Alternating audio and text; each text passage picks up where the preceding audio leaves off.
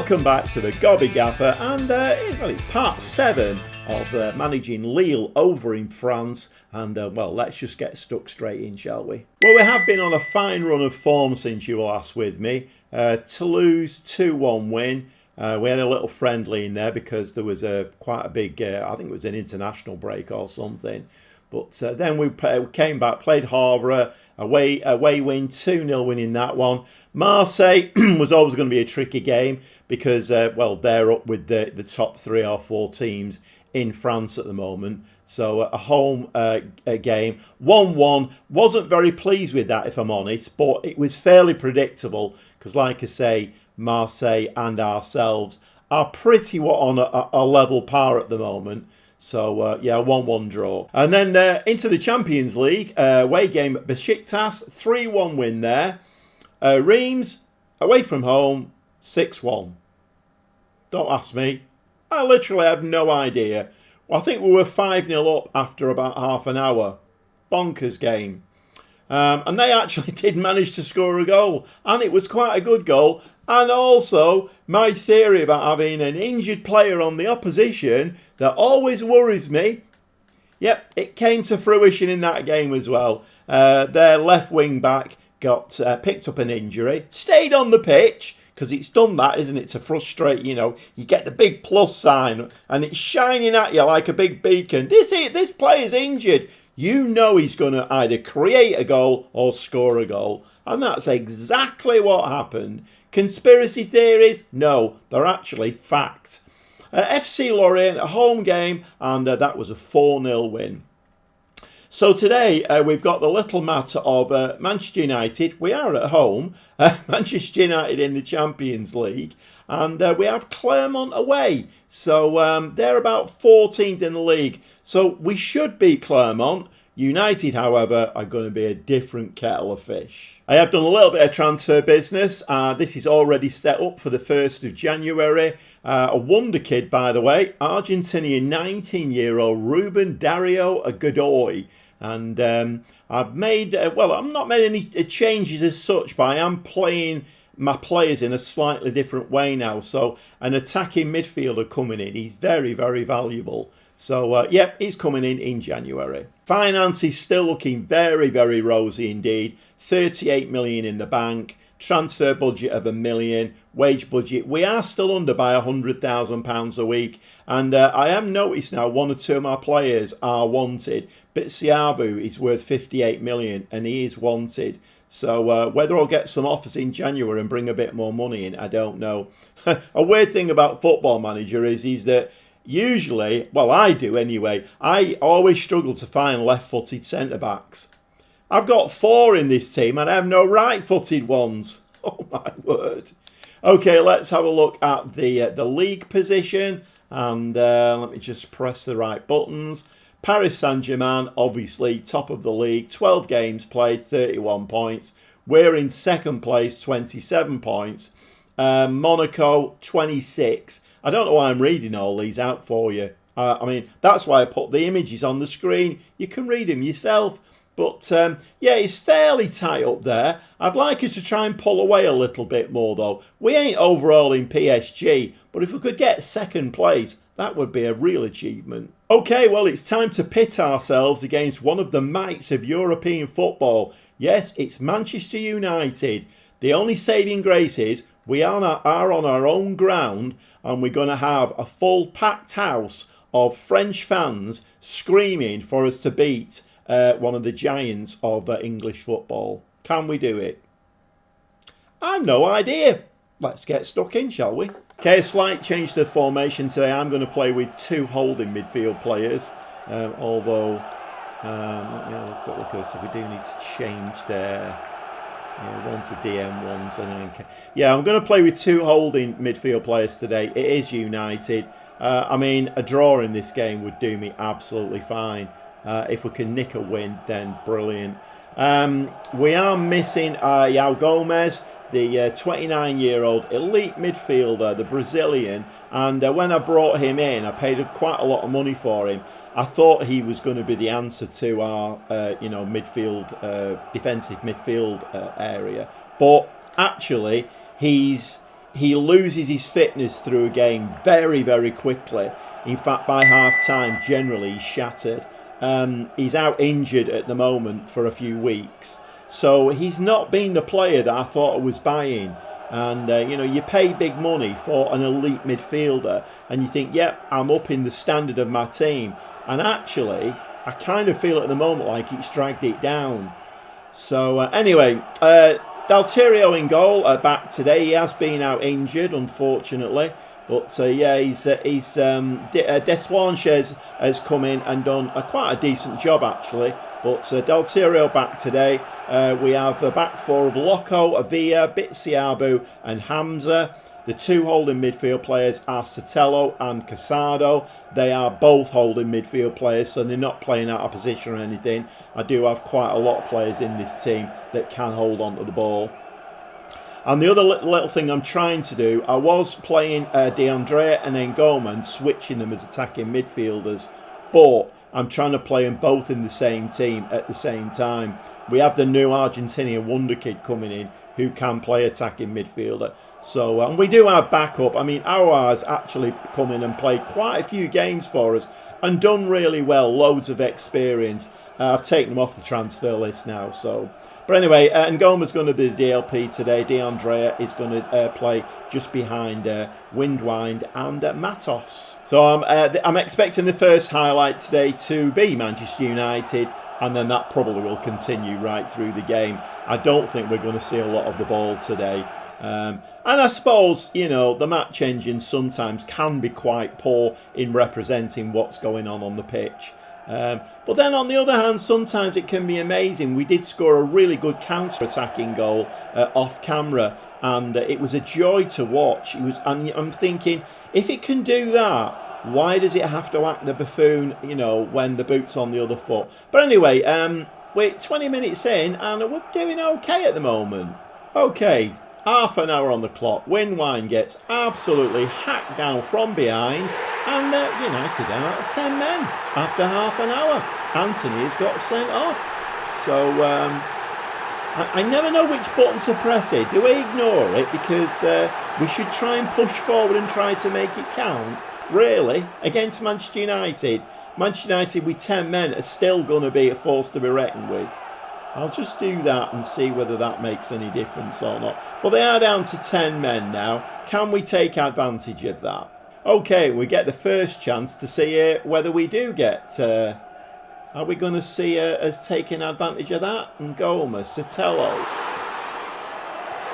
Windwine scores a goal there. Now, this game is not going how I thought it, and I think that red card has made a massive difference to this game now.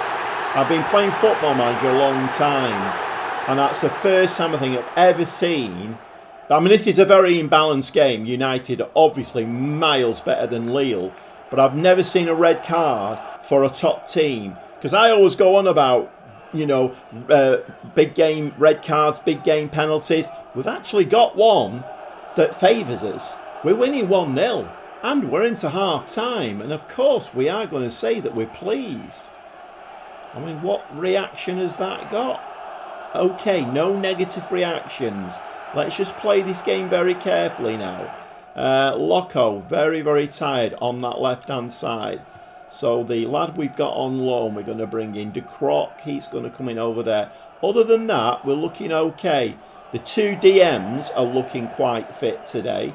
By now, Yao Gomez would have been shattered. So two lads in there. Obviously, I suppose having two rather than one, they have to do half the amount of work. Well, that's the theory anyway. Well, I'm a little bit shell-shocked here. If you noticed, I didn't jump up and punch the air when Windwine scored that goal because I didn't expect it at all, and I am a bit shell-shocked. I mean, I know United are down to 10 men, but we are still winning this game 1-0. There's been no highlights in the second half, so I'm guessing we're cancelling them out. I've gone into my control possession tactic now. Aouar, Banicic, Daddario and De Croc have both all come on now. And can we hold on for what would probably be a very, very famous victory in Lille's history? So once again, the game is making me out to look like Matos is in again. He scored another goal. Oh, it's all right, the flag's up. Yeah, the game is making me out to look like a fool here, because I made a little speech at the beginning saying all we're going to see is United highlights, because that's what I'm used to with Football Manager. You know, I fully accept Manchester United are a much, much better team than Lille, and generally in the match engine that will be reflected by our players tripping over the bootlaces, giving the ball away a lot and all of that kind of stuff. That's not happened in this game. It's a bit weird. Alterio now is hoofing the ball out. No idea why he's doing that, because we don't play like that. Oh, don't like that. Garnacho coming forward. Don't kick him, Mainu. Don't kick him. Come on, let's close it down. Whoa, and that's over the top. Message now that I think this is my last change. Matos replacing with Lavumbo. Maybe some fit legs up at the top can just get that ball and hold on to it. But it is United now. We are starting to get those highlights now for United. Can we hold on here? Can we hold on? Just need to keep... Rashford surely's offside there. Surely offside. It's gone to VAR. It's been awarded.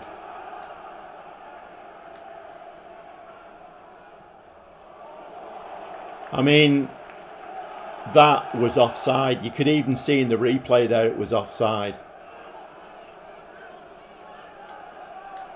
Well, controller down. You know, when I put my controller down, something's either angered me or frustrated me.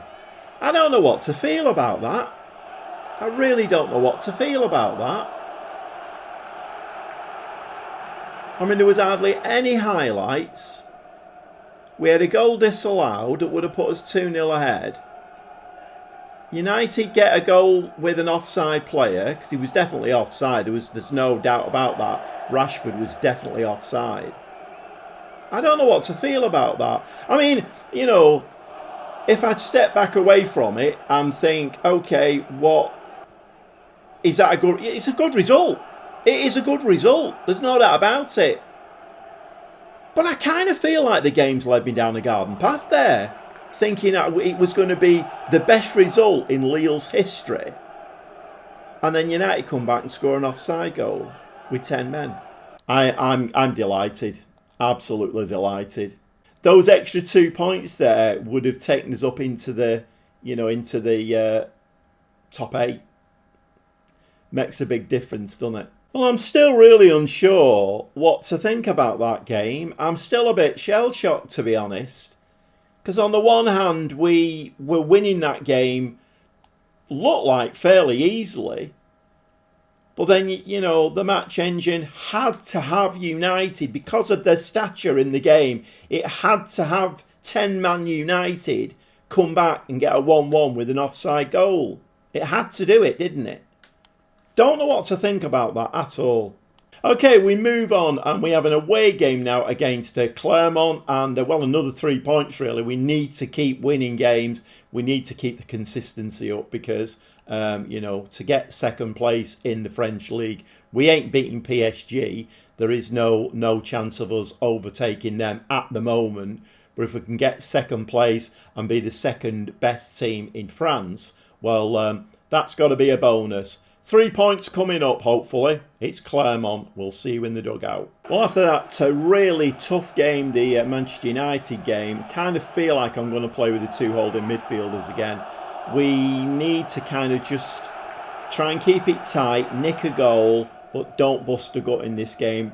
The wing-backs are on attack. I pushed them a bit further forward because obviously we've got 2 holding midfield players in there.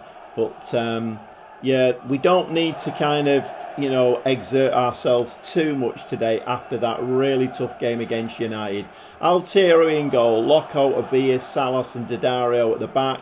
2 holding midfield players again are Sotelo and Casado. And Goma is in the middle as the playmaker. De Andrea playing just behind Windwind and Matos up front. Kind of hoping we don't get a hangover here from European football. It is Clermont who have the first bit of action though.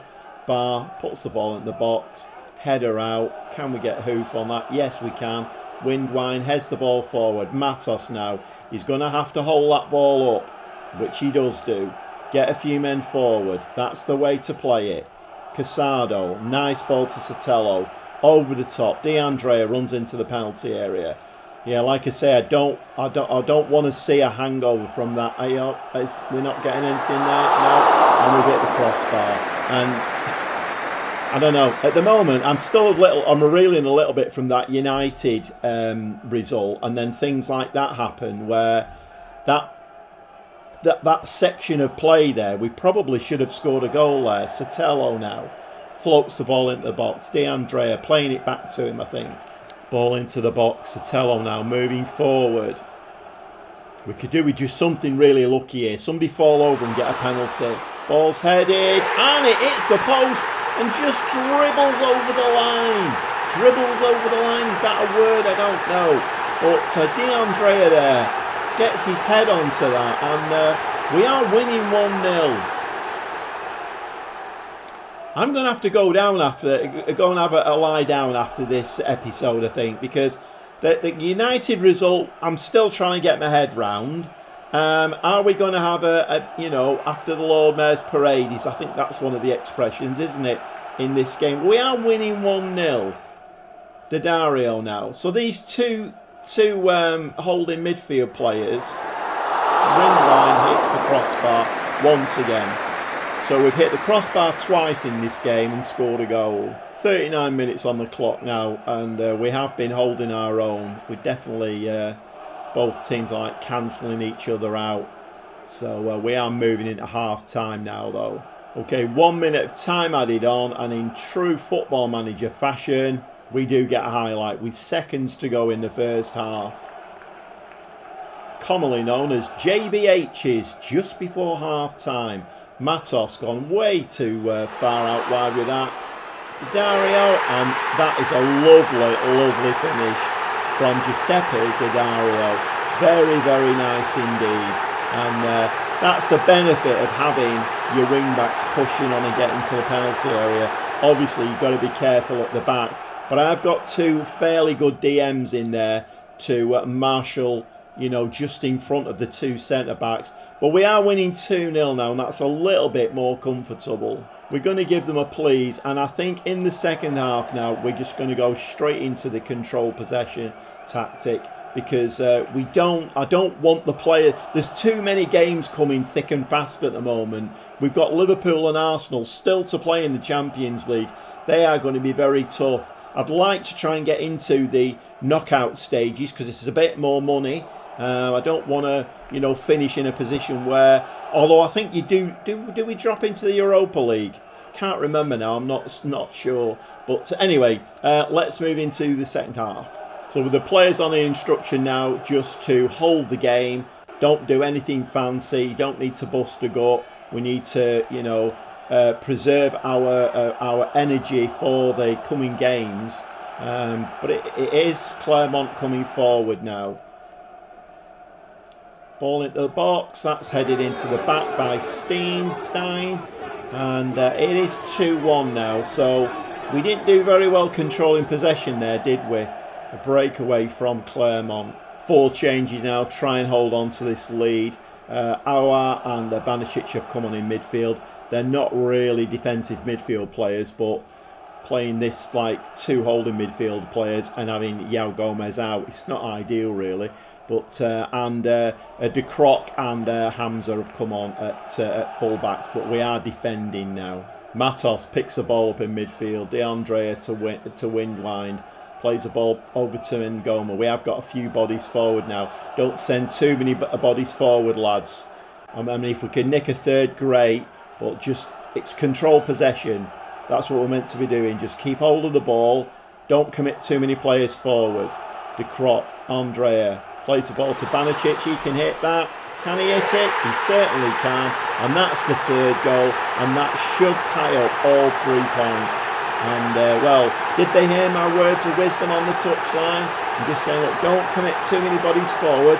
But if you can just nick that third goal for us, that would be amazing. And we did just that. And fortunately, we didn't lose the ball and there was no counter-attack. 3-1 it is. And the last change of the game with about 10 minutes left on the clock. And De Andrea there seems tired. Replacing with Casas. We'll do exactly that. And we look like we're going in for...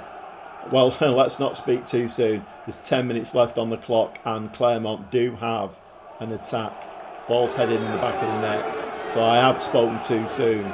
It's now 3-2. Me and my big mouth. So 4 minutes of time added on. Maybe there was a little bit of a European hangover after all. We've conceded 2 goals in that game, but we have scored 3. And, well, it's not rocket science, is it? Yeah, we've won the game 3-2 and a nice 3 points. And we are going to give the lads a delighted there because I tell them off enough when they've not played well. When they win, against not all odds, but against some odds. Very, very tough game against Manchester United. And then we come into, a few days later, come into this home game, this league game, I should say, against Clermont. So a very, very nice performance and a nice 3 points. Let's have a look at the league now. So have had Paris Saint-Germain drop points there? They did. They got beat by Nice 2-0. So actually, at this moment in time, they're not running away with it. We're 1 point off the top of the Ligue 1 in France. So second in the league in France and 13th in the Champions League stage. If we could keep that position, we've got Liverpool and Arsenal still to play, so probably not going to happen. And the other team that we've got to play as well is Valencia, but then they played 4 games. I'm just looking at the league now. They played 4 games, only got 3 points. So, I mean, they are a very fancied team, but at the end of the day, maybe we can get a result out of them. I'd like to go on and play this playoff game and maybe try and get through to the knockout stages. And that's probably about as far as we can go, but realistically. But the money coming in from that will be absolutely vital. And as long as we can keep this bank balance in a really positive vein, then come the end of the season, the board might be saying to me, right, here we go. You can have 30 million this time. Go out and bring us some decent players in. And like I say, Bitsiabu is wanted, as are quite a few other players with a fair amount of value to them. So you never know. I have a keen eye for the transfer market, if you've not noticed. And I can go in there and pick up. I spend hours in the transfer market, so it's not surprising. Yeah, it's not a 2-minute job for me, the transfer market. Okay, I hope you've enjoyed today's episode. A very weird and otherworldly result against Manchester United that I still can't get my head round. On the face of it, if you look at that result, on the face of it, 1-1 at home against Manchester United in the Champions League, you know, any bystander was like, that's a great result. But taking it out of context, it's like that game was weird. They get a player sent off, we're actually winning it 1-0, and everything seems to be going all right. But then Rashford scores with an offside goal, but the goal's given. Still can't get my head around it. Okay, like I say, hope you've enjoyed today's episode, and I'll go off camera now, play a few games, and well, we'll be back with more of this kind of malarkey. And if you like this kind of malarkey, well, come back and watch the next episode. We'll see you very shortly.